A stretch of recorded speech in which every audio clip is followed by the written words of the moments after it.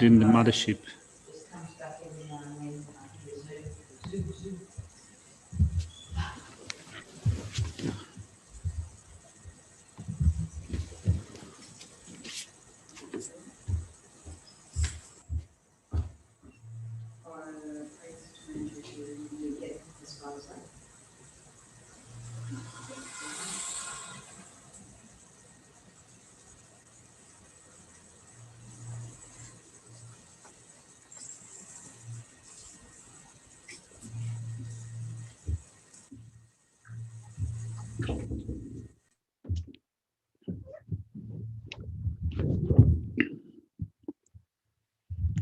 Right.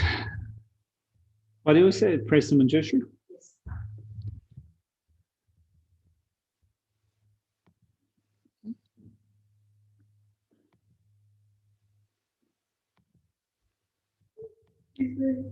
You are excused.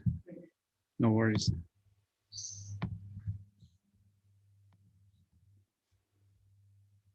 All right, President Manjushri.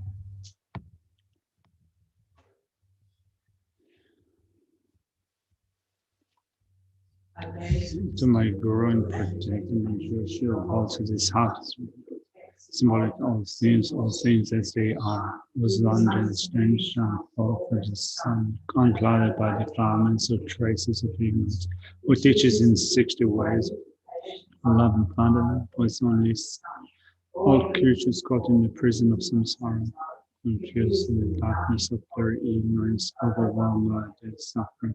You whose Dharma arises from the stupor delusion and frees us from the iron chains of our karma, whose powerful sword of wisdom hews down suffering wherever it sprouts, clearing away the darkness of all ignorance.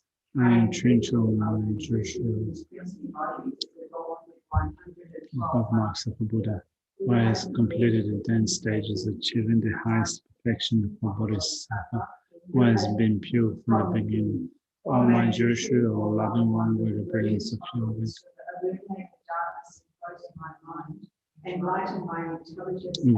so I gain insight into the Buddhas and the texts that explain them. I go for refuge until I'm enlightened to the Buddha, the Dharma, and how existent relations that I attend this state of a Buddha to be able to benefit all sentient beings. I go for refuge until I'm enlightened to the Buddha, the Dharma, and the highest assembly. By the accumulations that I collect by listening to the teachings, I attend this state of Buddha to be able to benefit all sentient beings. I go for refuge until I'm enlightened to the Buddha, the Dharma, and the highest assembly. By the accumulations that I collect by listening to the teachings, may I attain the state of a Buddha to be able to benefit all sentient beings.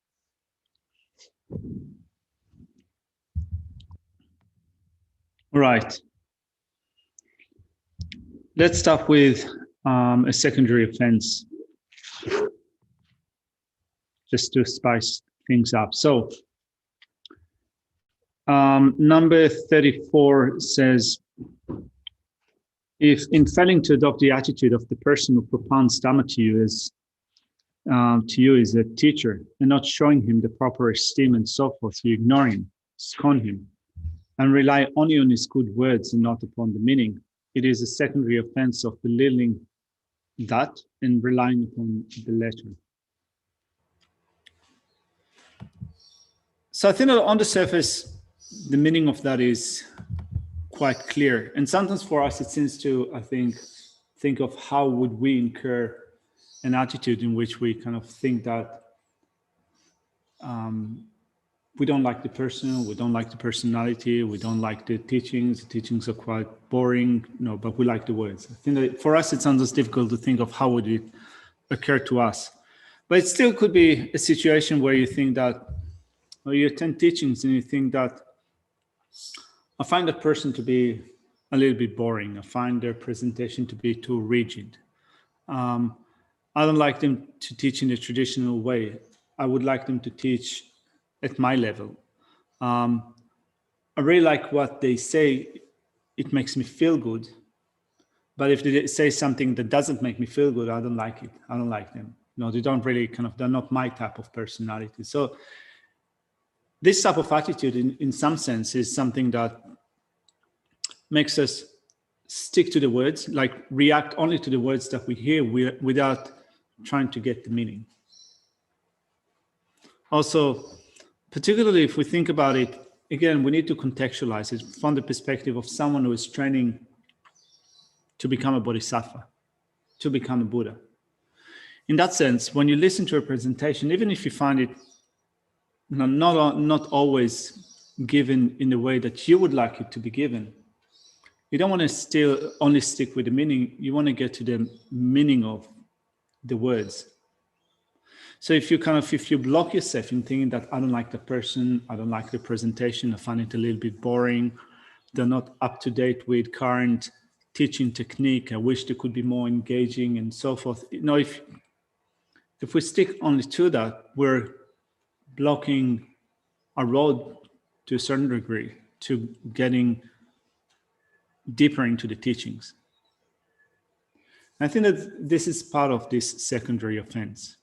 So I think that we do come across sometimes people that want teachings to be more to make them feel good.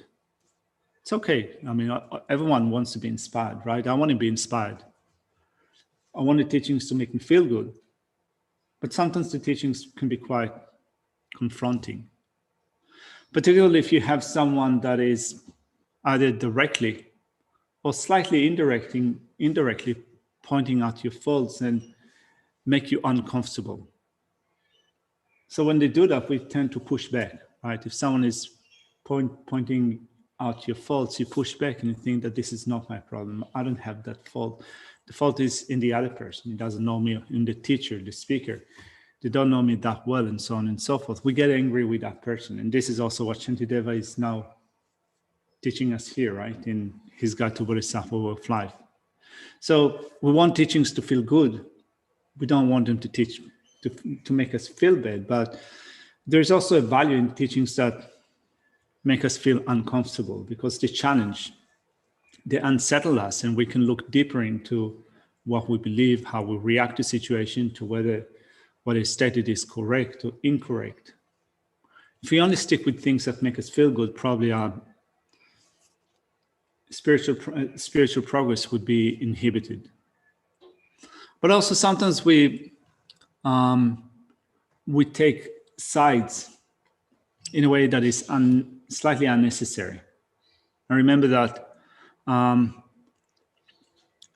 Geshe Jamin came to Chenrezig Institute, he had a different teaching style to Geshe Tsering. Geshe Tsering was here, Khenso Rinpoche was here for, 15 years before Geshe Jamin made his way here to Chenrezig Institute, and they were working abreast for 3 years. So there were those that were Geshe Tsering students. They were used to a certain presentation. They took whatever Geshe Tsering was saying to be absolutely correct. And then Geshe Jamin came, and when you come from a big monastery, you come from a debate background. So which means that you keep your mind open to different positions, and then your work is in evaluating those positions, finding faults in different positions, and then at the end, when you pick up a position, you need to make sure that you have all your bases sorted, that you have appreciated that position from different angles. So this is what Geshe Jamin was saying. Sometimes it was challenging Geshe Tsering's positions. Now, it wasn't challenging them in a confrontational way. It wasn't saying things like, I think that this is what Geshe Tsering said, but he's completely wrong. I mean, it's completely wrong. He got it completely wrong. He doesn't know what he's talking about. He's actually quite foolish for stating this position. It was never done in this way. It was saying things like, well, if you accept this position, you might run up with some faults. You might have some faults. How would you then explain the following contradiction? How would that fit with the other set of teachings? Some people find it totally unsettling, right? So because they found this process completely unsettling, for them there was like a good cup, Geshe Tsering, a bad cup, geshe jamming. So when you think that, well, because this person is challenging the position of this teacher, and therefore I'm not going to listen to them. They don't know what they're talking about, or they're being disrespectful to this. So that now, when we have those attitudes which are biased, again, we block ourselves from getting to the deeper meaning. We stick only to the words. We don't get to the deeper meaning. I think that maybe this is also could be part of this secondary offense. Also, it's not directly stated there, but in our situation, mostly we get these teachings through a translator. Yeah. And having been in a centre where there were, over time, a number of different translators, and people would say, oh, I don't want to go when so-and-so's translating, despite the fact that the Geshe found that translator superb. Mm-hmm. And, you know, because whether it was accent, whether it was turn of phrase, whatever, I would say it was not their karmic connection. But anyone who'd seen Geshe Sampson at work knew that if he was unhappy with the translation, he's onto it straight away. Yeah. In a nanosecond. His English is very good. So there can be, it's like, I'd like to say the intermediary, but it's not really, because that's how you're getting the teaching, so you're accessible to you. So it can work. Even you might not see that translator as your teacher, still that's how you're receiving your understanding of the teachings. And I've seen that, and it sort of like seems to be a bit of a double whammy. So I'm just going to repeat briefly what Venerable Chuki said. That also some people have a preference to translators, you know, kind of going to teachings if they like this translator, and not going to teachings if they don't like the translator, they don't like the presentation, they don't like the accent, they don't like the choice of words. But having worked with Geshe Samten, you see that he's very precise. You know, if there's something that he doesn't like, or something that thinks that the meaning is not really put across in a correct way, then he would jump in and correct it. Yeah, I think that that's also a valid point. You know, just kind of from the side, sometimes if I have to listen to teachings that I have interpreted for, I just cringe. You know, I don't like my translations at all. It's like I don't like my voice, I don't like my intonation, I don't like my accent. But I think that I think that, you know, so, you know, I'm not going to teachings that I'm translating for. That's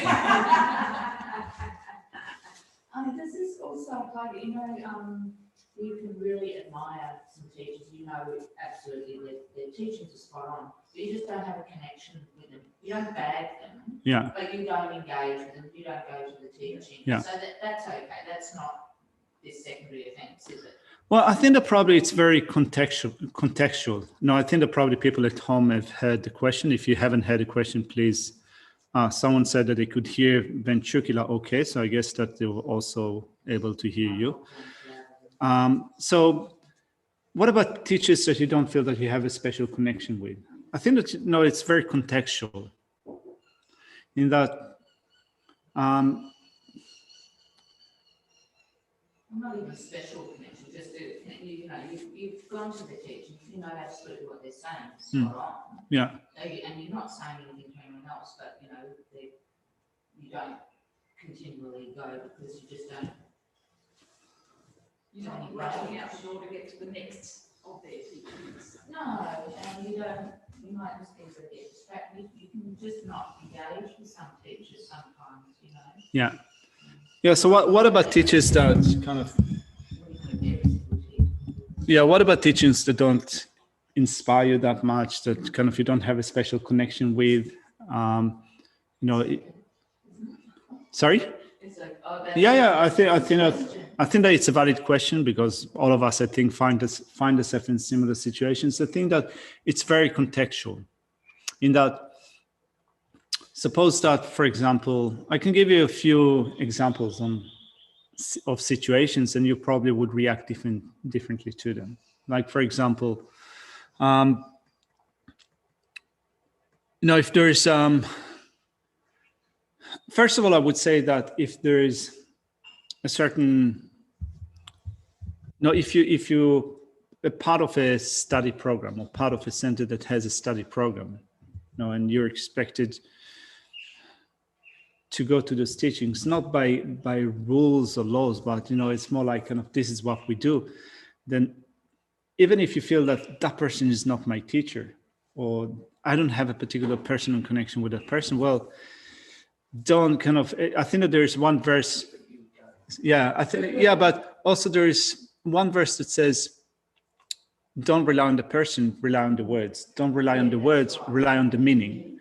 Now, so in that sense, you might not have a personal connection with a person, and yet if there is like an ongoing study program which offers something consistent, and you can, even if you don't relate to that person, there's still something that you can work with. I think that you get more benefit than not going at all. Yeah, and I guess I get that part. I just meant that you're not, if you just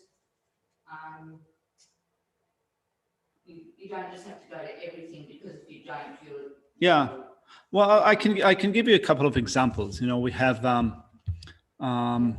teachers that do things, and each time you just don't always have to go. We have also other Dhamma groups active around here, the Sanction Coast. So we have Dr. Rinpoche visiting the area a few times, and we had Namkha Nobu visiting the area a few times. And for me, at least, we have so many things offered here at the center, which keep me busy, and also kind of, it requires energy. And I think that I don't have to extend myself yet to go to receive other teachings. I have enough to work with. It's not that I don't appreciate those teachers, I just kind of I feel that I have enough. Also, I think that, sometimes there are certain situations where, let's say that you live at a place like that, you go to teachings every day. There's one weekend where a general Dhamma talk is given to a non-Buddhist audience, and you feel that you need to recuperate, you need to kind of just wind back. There are some other things that you need to do. So I think that, it's okay kind of to take a brain check once in a while.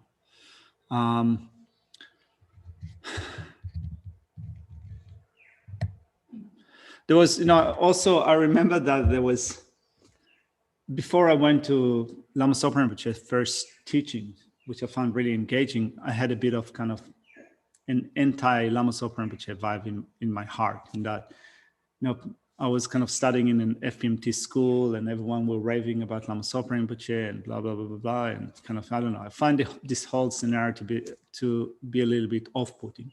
Probably it was also had to do with my pride. So it was when I was in India, and he was visiting Dharamsala at the time, and he gave a talk to Shida Center, and all of us were expected to go. So I went, because sometimes you're expected to go, even if you don't want to. It was great. It was great teaching, actually. Kind of, I thought it's pretty special guy, Lama.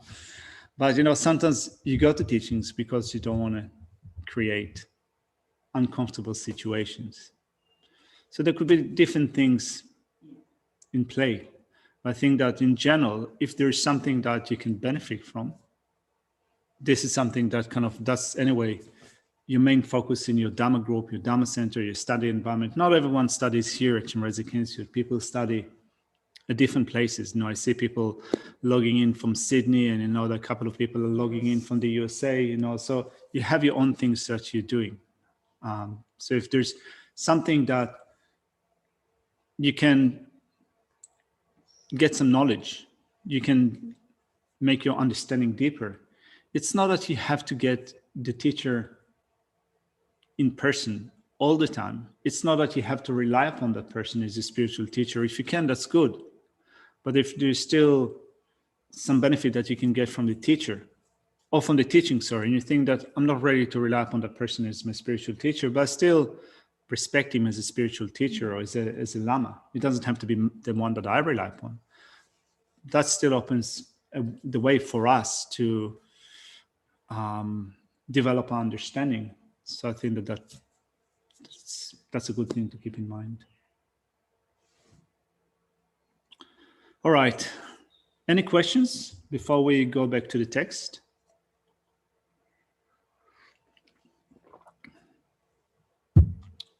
All right.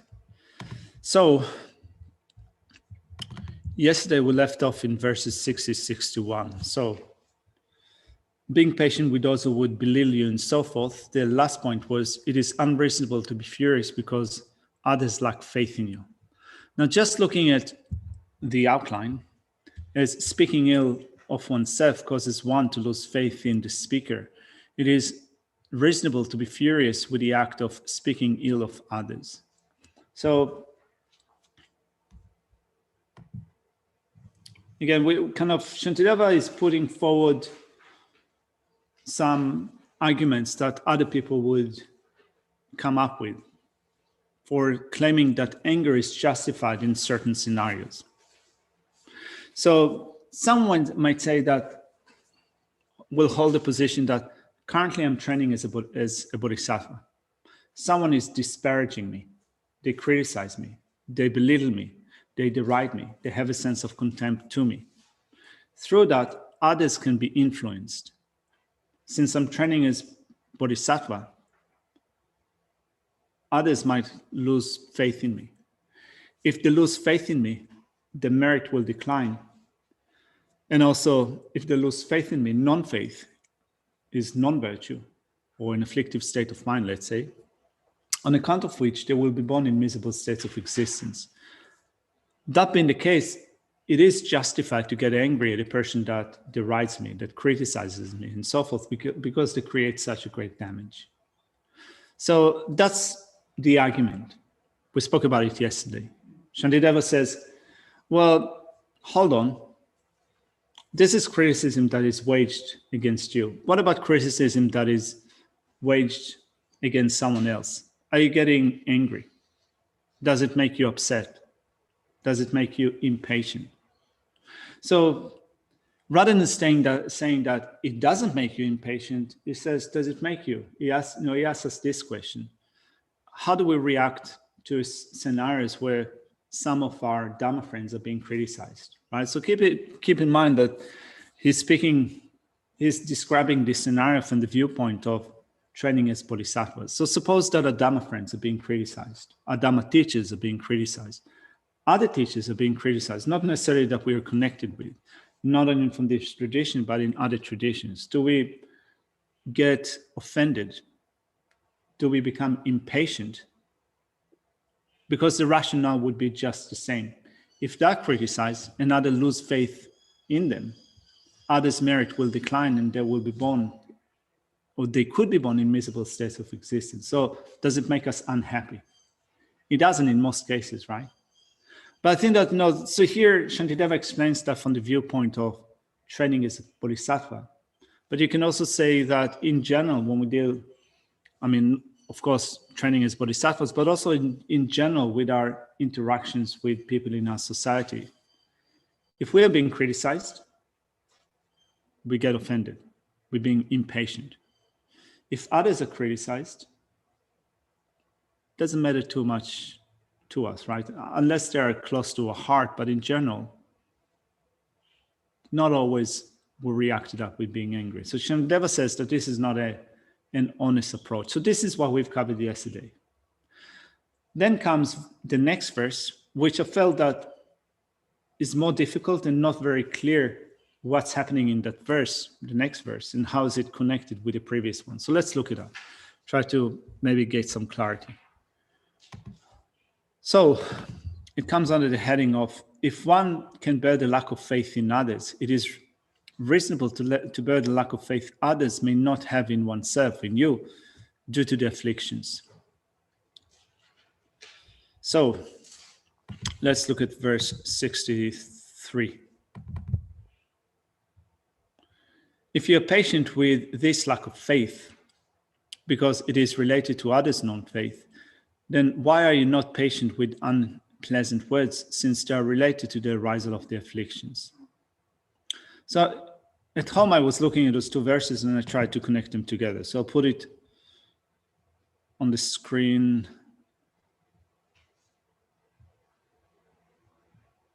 All right, so verses 62 and 63. Verse 62 contains the argument in the answer that I've just spoken of. I'll just read it. When we're criticized, our reputation is damaged, resulting in other people's loss of faith in us. The merit will thus decline. They will cast themselves to the lower realms. Therefore, anger at those who say bad things about us is justified. That's the argument. The answer, if you're getting angry on that account, you should also be angry when other bodhisattvas, or when bodhisattvas are being criticized, but you're not. That's verse 62. Then the current verse says, with an argument, I'm not upset when others are criticized because they misbehaved. So when other bodhisattvas are criticized, or when in general someone else is being criticized, the underlying sentiment of this verse is that they got what they deserve. I mean, they misbehaved and therefore they got criticized. So they're criticized on account of their misbehavior. And the result of the misbehavior is a loss of faith in them. That's the argument. So basically they say that, no, they deserve the criticism on account of lack of faith.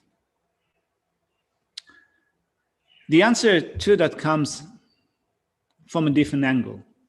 Shantideva says, but when those people criticize you, they do so because they're controlled by their afflictions. They have no control. Therefore, you have to bear with it. So it seems that this is how Shantideva approaches that. Let's see how two commentaries explain that in order to make sure that we become a little bit clear about the way that this conversation goes. So first of all, we have Gyaltsa Dhammarinchen's commentary, which is not very clear, but we can still try to work with it. So, in the case where you can be patient without anger, right? So if you're not angry, with a loss of faith in another due to unpleasant words to them, right? So when you're not angry with a loss of faith that is caused by criticizing others, because the object depends on another person. Right? So there's two other persons having an argument. Two other people are having a certain situation. One is criticized by another.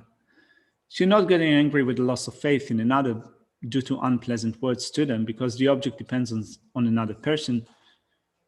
Then Shantideva says, why mind?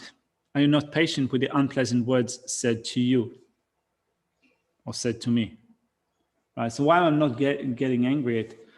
Why am I getting angry with unpleasant words that are said to me?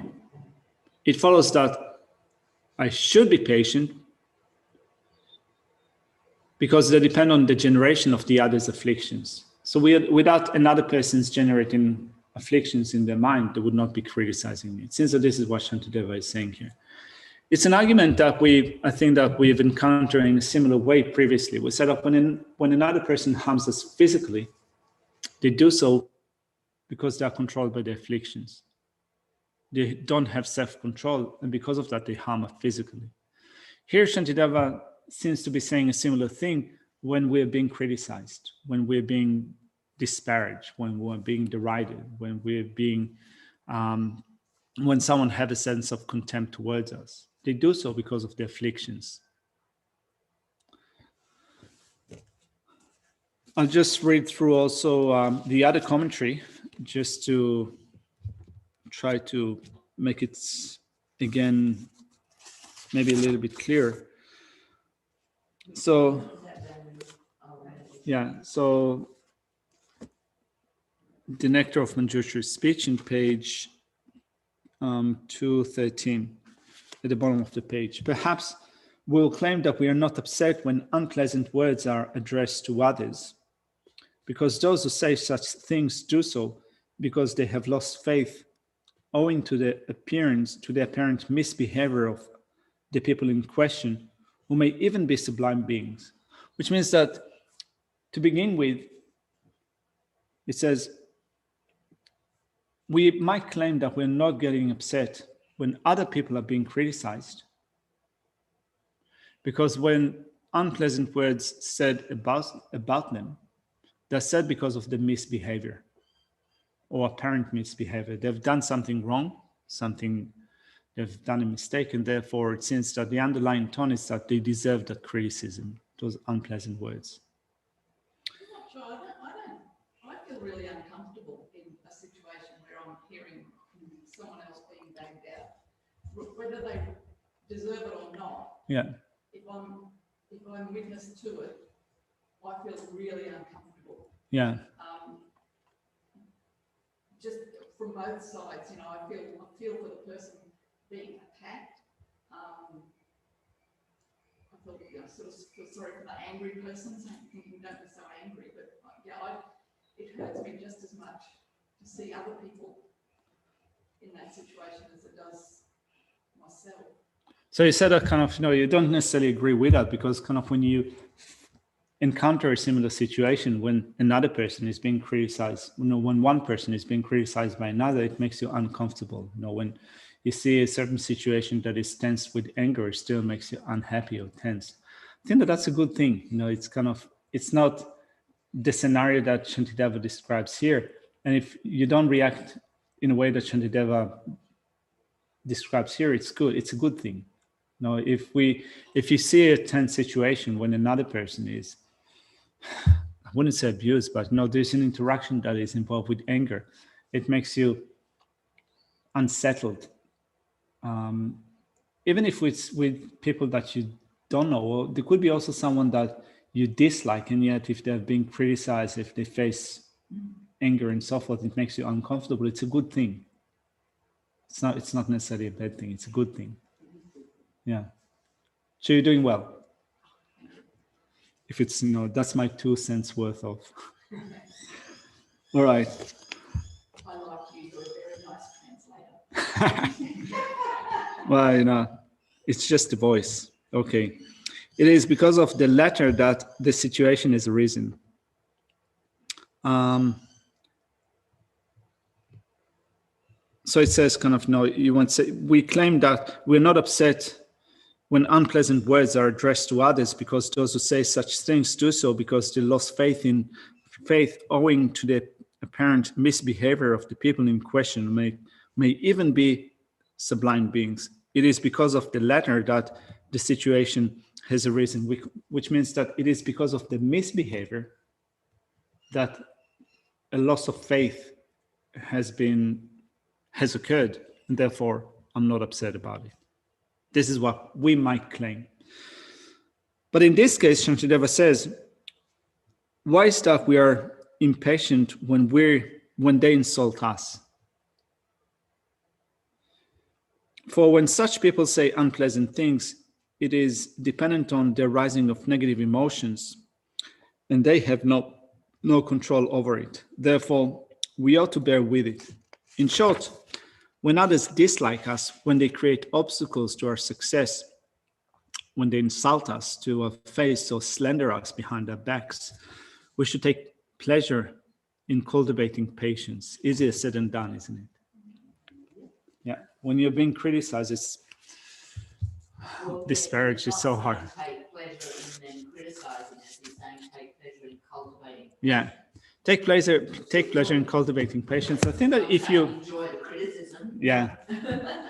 Yeah, I think that probably, take pleasure in the cultivation of patience. I think that if patience is there, it is pleasant. You can definitely have a sense of pleasure when you're patient. Yeah. But it's hard, isn't it? Yeah. I mean, even that kind of, but it's not like it's just bring it on and deal with it. Yeah. It's no, if you're patient, you can find pleasure in that. You're off the hook, right? Yeah. So any questions about these 2 verses? Again, I'll just put it here on the screen so that we can see the argumentation that is going back and forth. Is that your tune note? Yeah. It's not yet on Dropbox, but I will send it to Kathy today, and we'll be, yeah.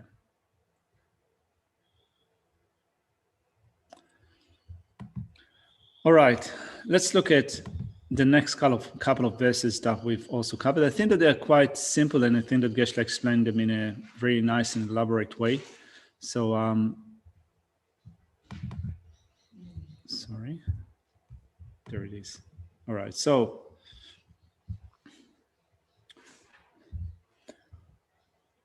we also started point B today, arresting fury towards those who wrong those did to oneself. So it follows on the back of arresting fury towards those who wrong us, right? So first of all, not getting angry if you're being harmed physically or someone disparages you, have a sense of contempt to you and so forth.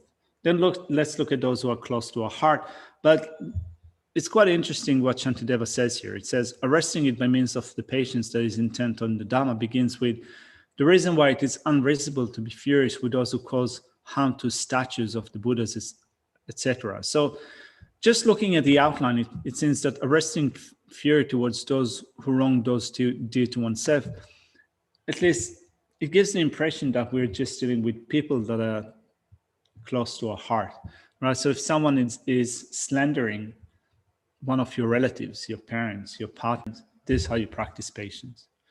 Shantideva here says that it's not only other people, there are also things that are close to your heart, your values, your beliefs, things that have to do with your religion. You know, when these are attacked, it's not you, but they have some relationship with you. So you might get angry when they are attacked, when they are criticized. So to begin with, it says, when statues of the Buddha, the Dhamma, and Sangha, when stupas and so forth are being damaged, destroyed, and so forth, the Buddha, the Dhamma, and the Sangha cannot really be harmed. So why are you getting angry? Let's look at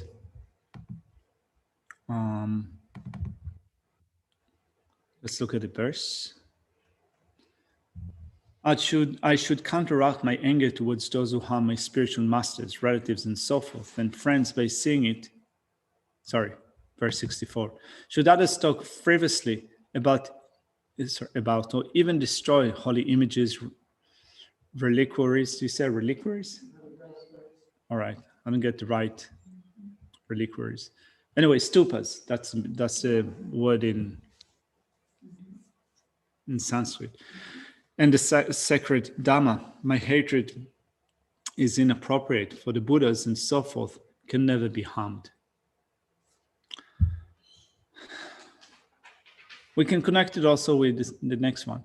I should counteract anger towards those who harm my spiritual masters, relatives, and so forth, my friends, by seeing, in the manner shown before, that they arise from conditions. So do we get full of anger when the Buddha, the Dhamma, and Sangha are criticized in general? Probably. Have we encountered those situations?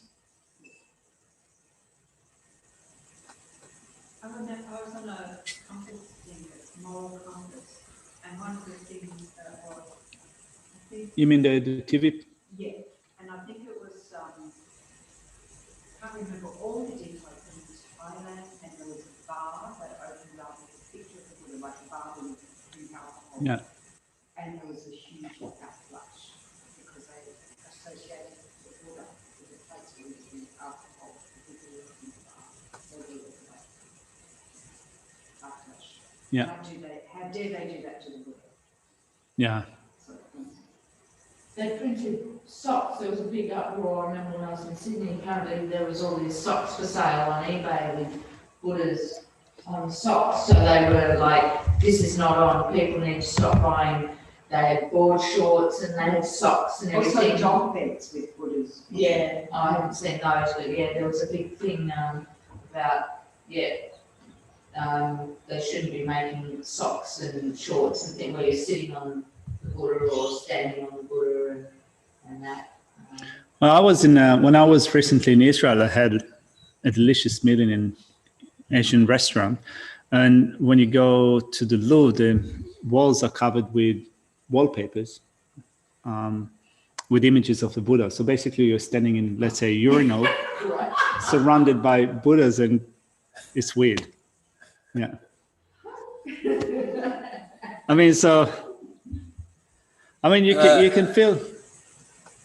Are we obligated to stop someone hurting someone because it's hurting themselves? So if someone's punching me, in a way, even if I can sort of transcend that so I'm not upset, I must stop them from hurting themselves. And if that extends to my loved ones, where do you draw the line? Do I let someone go so far as to seriously injure or kill them, or my guru? Where does someone step in? Is there? Because one of our geshes in Australia said, and it was only a theoretical question. There is no. He was emphatic. There's no time when you can kill someone. And then I've heard other people. There are inconsistencies, I suppose. I get confused. All right. So I think that if there's a situation where you can talk to the other person. Yeah, I don't want to kill anyone. Sorry, I'll make that clear now. It's okay. I didn't get the impression that you're kind of good. grown. Glad Yeah. to hear. Thank you. Yeah. Yeah. Yes. Or worry not. I think that here Shantideva is saying that when a situation like that, don't get angry. It doesn't mean to say that if you can do something about the situation that you should withhold. I think that, for example, if you're in a situation where you could explain to the other person, that placing Buddha images on socks or in the toilet, so placing, I think that we did have that conversation about one place that had a Buddha statue in the toilet. We had it recently that one of the geshes or someone else went in and said that it's a bit awkward. So if you can say that in a way that is non-confrontational, but also if there's a situation when the other person is open to listen to you, then of course, why not? I mean, you can say that it is protecting them from creating a negative action. But I think that probably if from the very outset they didn't have, I think that it's not necessarily that they have a sense of a sense of contentment, sense of contempt, is what I should say, sense of contempt to the Buddha. It's not necessarily that they think that the Buddha was a loser or that Buddhists are losers or whatever, what have you. Sometimes it's just kind of, that's pop culture. People like to decorate. It's ignorance. Yeah, it's ignorance. But it could be offensive to some people. So if you think that, well, that could be offensive to some people, I want to at least educate that person or tell them that it could be offensive. Why not? If there is a situation where the person is open to listen to you, they could take what you say on board. Why not? I remember that when I started to go to India, and then when I moved to live in India and my father was not very happy with me. So every once in a while when I went back to Israel and saw my family, my father was trying to elicit some response from me. So he would say things like, the Dalai Lama is an idiot. How many atom bombs does he have? He has no army. Everyone can squash him. He's a total loser. He was trying to kind of come up with things that would upset me. And I thought that just sounds ridiculous. So I didn't even react to that because I thought that, it was so full on that I thought, whatever. But, even if I tried to correct my dad, he would probably not listen to me. So there was no point in doing that. So if there's someone that is open to listen to what you say, why not? If they're not open, sometimes there's no kind of why waste energy. Right. Yeah. Oh, just what Justin was saying about killing. Of course, you always intervene if possible Mm. to protect anybody. loved ones or not. Yeah. You know, so we have that power as well. So it's not saying don't do something. Don't do it with anger. Don't do it with anger. Yeah. Do it. Yeah, you can be active, take up an action, protect the lives of others if others are in danger, but don't do it with anger. Sometimes it's easier said than done, right? All right, so it says, should others talk frivolously about or even destroy holy images, reliquies? We read that. The next verse says, I should counteract anger towards those who harm my spiritual masters, relatives, and so forth, and friends, by saying, as in a manner shown before, that they arise from conditions. So, by saying, as in a manner shown before, that they arise from conditions, meaning that, yeah, they rise, certain situations rise because of karma. They, when our relatives, friends, and so forth are being criticized, it often occurs because the one that is given the criticism, doing the harm, is controlled by karma and afflictions. So not only they are in a pitiful situation in which they have no control because they're in control of karma and afflictions, they're also creating further causes for suffering. So have compassion to them, so this is in a manner shown before. I mean, having said that, sometimes I see in Tibetan society, when someone criticizes His Holiness the Dalai Lama, people just lose it.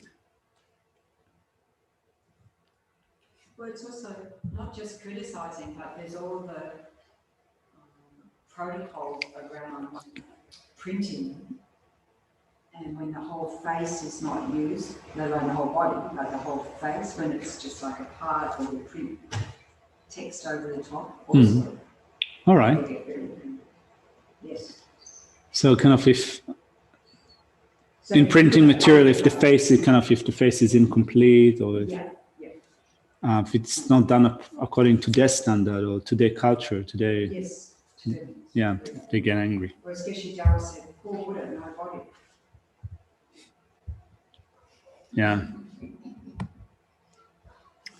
So these are the verses that we've covered today. Now I wanted just to go back to a couple of points that we've spoken of today in Geshe-la's Chut.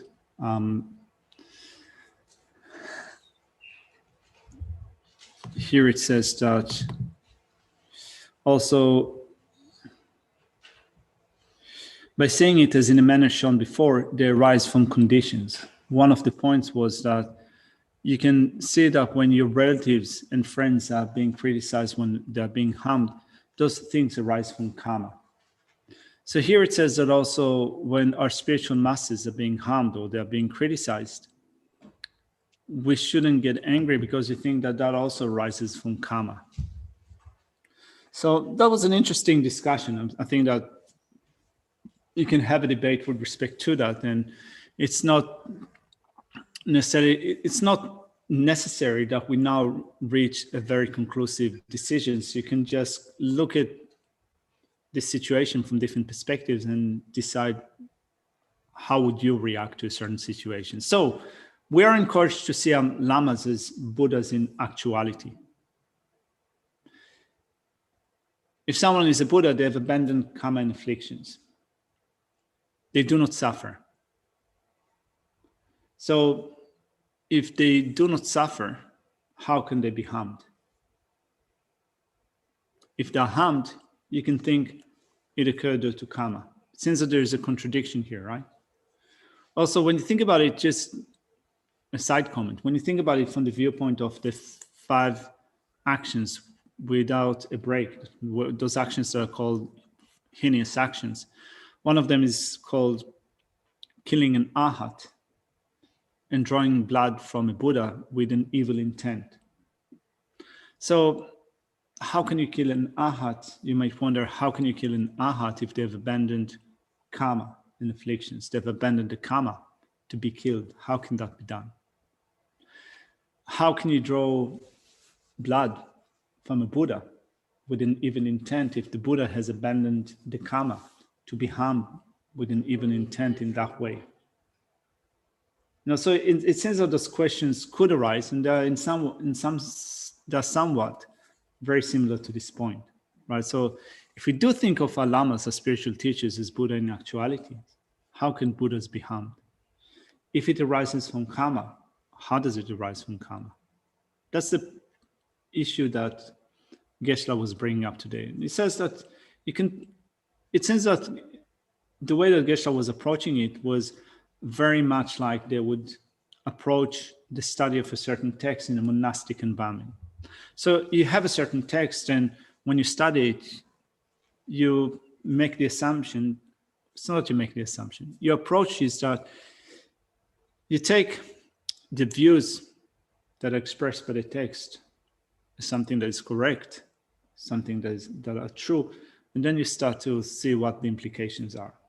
So here Geshe-la says that Shantideva here emphasizes karma.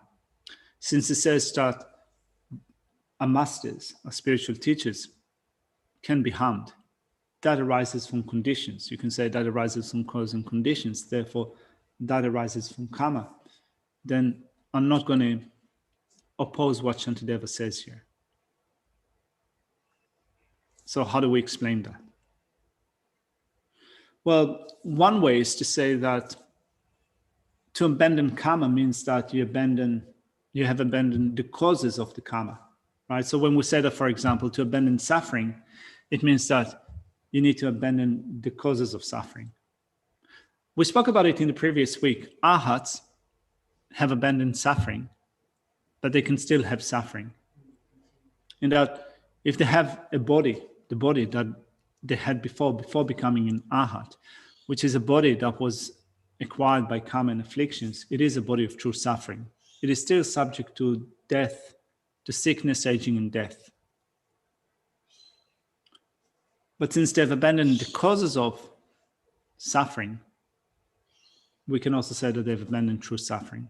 So it seems that Geshe-la was saying something similar. It says that if you adopt the mental attitude that your spiritual masters are Buddhas, they have abandoned karma altogether. Contaminated karma and contaminated karma. Both of them have been abandoned. How do we understand that?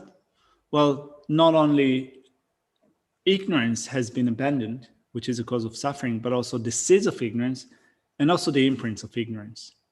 So from the viewpoint of abandoning the two sets of obscurations, afflictive and cognitive obscurations, karma has been abandoned. Going forward, but they're still experiencing karma. Yeah. I mean, this is what Geshe-la was saying. You can still debate it, and as Geshe-la said, it's still debatable.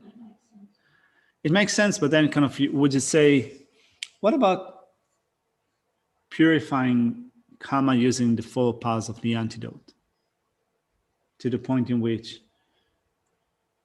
a certain result of action will not be experienced, in the sense that if someone attains the state of Buddha, you'd say that they have done awesome purification during using the 4 powers of the antidote. But don't we also say that we don't know when we do negative actions, we don't know when and how that is going to ripen, whether it ripens as some huge event or as some small event, and we don't know when in the future that's going to happen. So even though you purify and you can become a Buddha, there is still stuff there that's going to happen, but you've already passed that point where you're going to create more. Yeah, I mean, we do not. Yeah, yeah, we do not know all the maturations of karma, but Buddhas do. So you think that Buddha Shakyamuni, knowing all the ins and outs of karma, maybe in a parallel world, he would have been able to avoid stepping on a thorn and being poisoned and dying in this way. I mean, of course, it's just a silly debate. I guess that is also presented not from that karma lightning perspective, that as part of the teaching on impermanence. So you could say that that could be also explained as that is part of the teachings on impermanence, meaning that the Buddha did that deliberately in order to teach others. So that is, there's Yeah. perspective. Which is linked up with the point that Tupten brought up, showing the aspect of something, which is, I remember that when I came to, not long after I came to Chimrezek Institute, Geshe Tashering had a bit of a cold. So I made that comment one day in the break that it seems that Geshe has a cold, and someone reprimanded me saying that he doesn't have a cold, is showing the aspect of having a cold. And I felt that I'm not a good Buddhist enough if I'm not subjecting myself to that self-correction. So yeah, there is that way of speaking, showing the aspect of becoming sick, showing the aspect of passing away.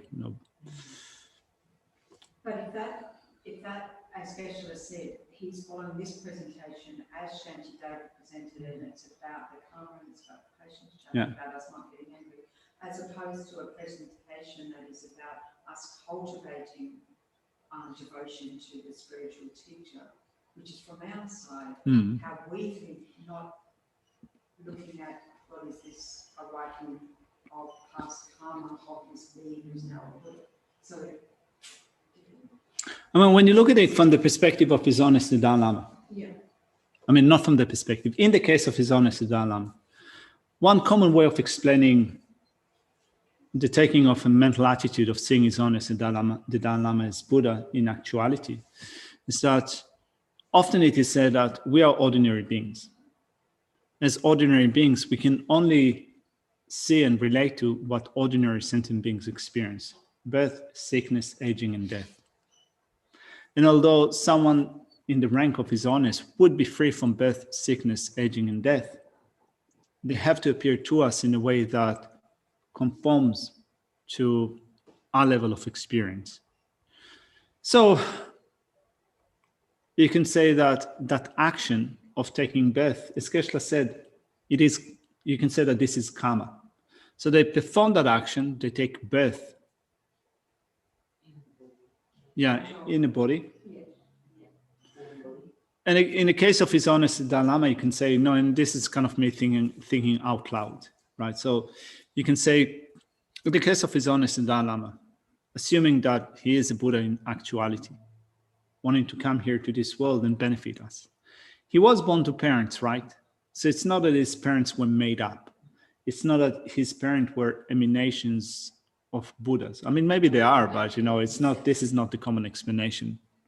So he was born to parents that, in a conventional way, the way that people are born. So that action of being born was not something that was controlled by karma and afflictions of His Holiness the Dalai Lama. It's not that his consciousness was propelled to take a rebirth. He decided to take a rebirth. But still, the things that gave rise to the body, things that came from sentient beings that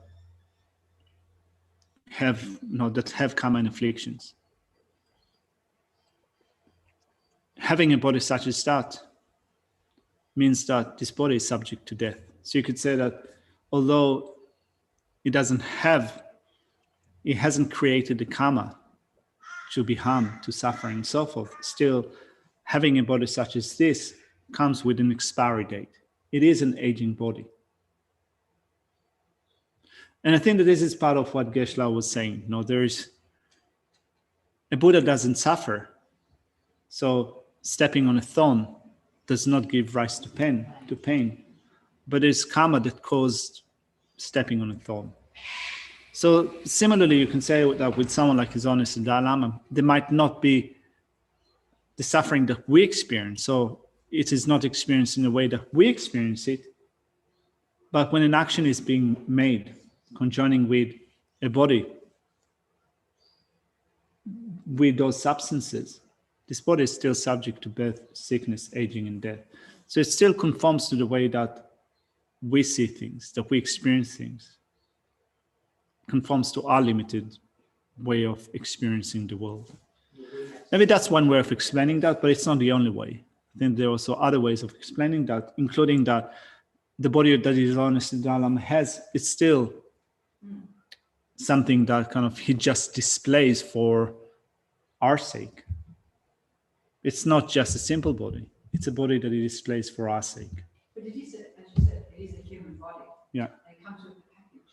Yeah, it's got to go through the process. Yeah. It's got to do the process of the body. Yeah. The whole body.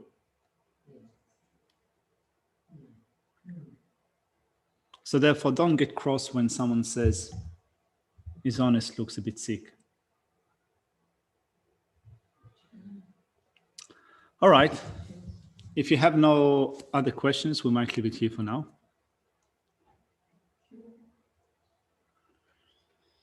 All right. Thank you very much.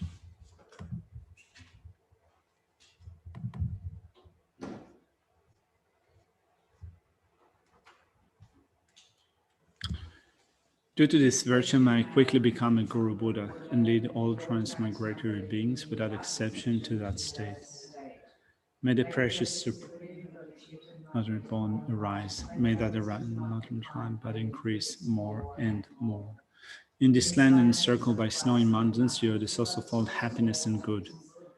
All powerful Jin rising Tenzin Gyatso, please remain until samsara ends. You uphold this abuse moral way yourselves as the bountiful bearer of all, sustaining, preserving, and spreading Vajranath victorious doctrine, who masterfully accomplishes magnificent prayers honoring the three jewels. Protector of myself and others, your disciples, please live long. Thank you very much. Thank you.